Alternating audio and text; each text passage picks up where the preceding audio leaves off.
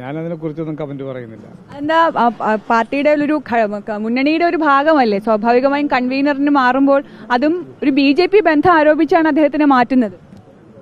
അങ്ങനെ ബന്ധം ആലോചിച്ച് മാറ്റുന്നതല്ലല്ലോ, അതൊക്കെ കാലാകാലങ്ങളിൽ LDF ആലോചിച്ചിട്ട് നേതൃനിരയിലേക്ക് ആരെയാണോ നിശ്ചയിക്കുന്നത്, അല്ലാതെ എന്തെങ്കിലും ഒരു ആരോപണത്തിന്റെയോ ആക്ഷേപത്തിന്റെയോ പേരിലാണെന്ന് ഞാൻ മനസ്സിലാക്കുന്നില്ല. അങ്ങനെ ഞാൻ കാണുന്നില്ല. EP മാറ്റിയതിന് മറ്റു കാരണങ്ങളൊന്നുമില്ല, മറ്റൊരാളെ കൊണ്ടുവരുന്നതിന് EP മാറ്റി. അതെ, സ്വാഭാവികമായിട്ട് ഓരോ ഘട്ടങ്ങളിൽ അതത് കക്ഷികൾ അതത് മുന്നണി ചർച്ച ചെയ്തിട്ടാണ് ലീഡർഷിപ്പിനെ തീരുമാനിക്കുന്നത്. അങ്ങനെ അല്ലാതെ വേറൊരു രീതി ഞാൻ കാണുന്നില്ല. മുന്നണിയെ നയിക്കാൻ EP ജയരാജൻ എന്ന വ്യക്തി പോരാ എന്ന് പാർട്ടിക്ക് തോന്നി. ഞാൻ അതിനെക്കുറിച്ച് കമന്റ് ചെയ്യുന്നില്ല. അത് LDFിൽ പങ്കെടുക്കുന്ന നേതാക്കന്മാർക്ക് മാത്രമേ ആ ചർച്ചയുടെ വിഷയങ്ങളുടെയും വികാരം അറിയാൻ കഴിയൂ.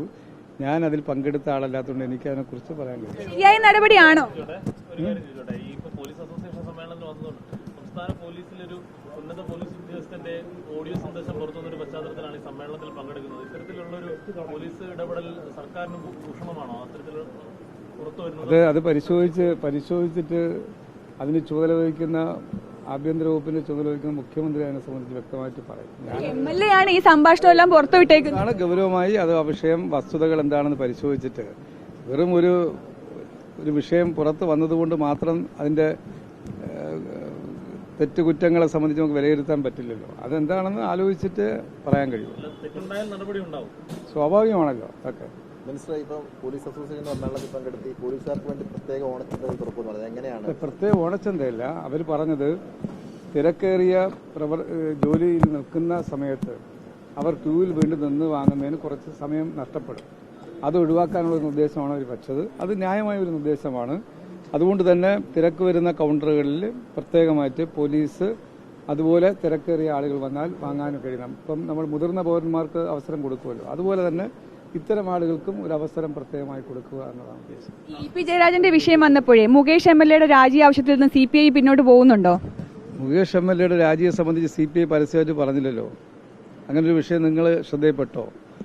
വിഷയം കൃത്യമായി നിലപാട് പറഞ്ഞിട്ടുണ്ട്. വിഷയം പറഞ്ഞത് എന്താണെന്ന് എനിക്ക് തന്നെ അറിയില്ല. കാരണം അത് LDFന്റെ ലീഡർഷിപ്പുമായിട്ട് സംസാരിച്ചതായിട്ട് അദ്ദേഹം മാധ്യമങ്ങളോട് സംസാരിച്ചിട്ടുണ്ട്.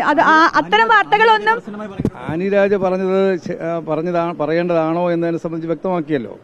കേരളത്തിലെ ആ വിഷയത്തിലുള്ള നിലപാട് എന്താണെന്ന് പരസ്യപ്പെടുത്തിക്കൊണ്ടുള്ള ഒരു ചർച്ചയിലേക്ക് സംസ്ഥാന ദേശീയ നിലപാടില്ല.